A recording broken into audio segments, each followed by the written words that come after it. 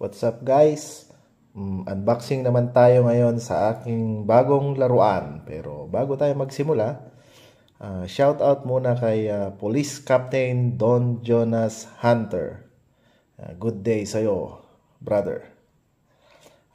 Ito pala ngayon ang aking bagong Taurus 856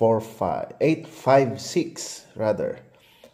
Okay, tignan natin kung anong meron dito. Yan, check natin. Okay, tignan natin kung anong laman. Ito, cleaning rod. Yan, yung manual. Saka syempre yung paperworks. Ayan. Okay, tabi muna natin to at i-review natin. Ito ang magiging bagong backup gun ko.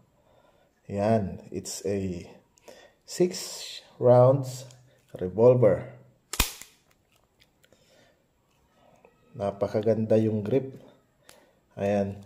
Ito ay upgraded version ng Taurus 85. Yung Taurus 85 kasi ay 5 rounds lang.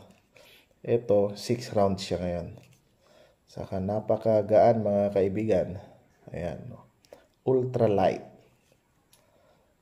Burnt bronze yung kulay. Bale, ang Taurus na ito ay double action.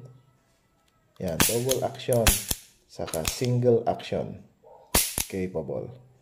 Ayan. Napakagaan. Fixed sights. Ayan. Sakto lang yung grip niya sa aking kamay kasi maliit naman ang aking kamay. Ayun, no? Pwede lang ibulsa. Ang liit. It has 2 inches sa barrel. Ayan. Okay na okay ito. Okay. Tara, i-test natin sa range.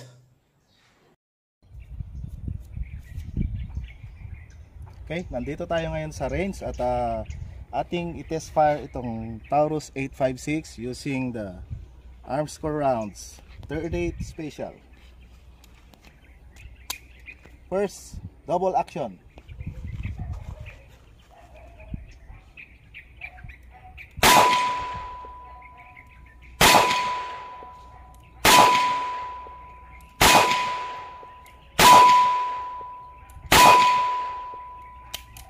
Nice.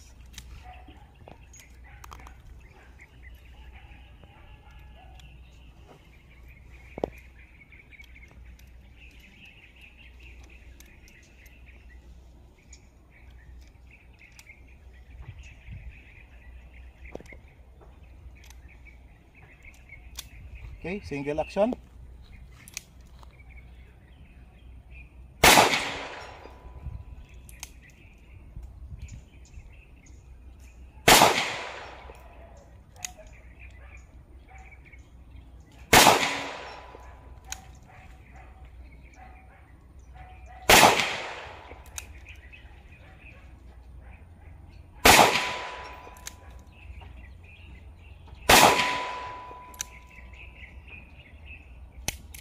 Okay.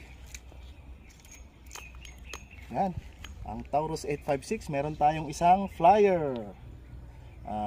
Shooter's error yon. Napakagaan.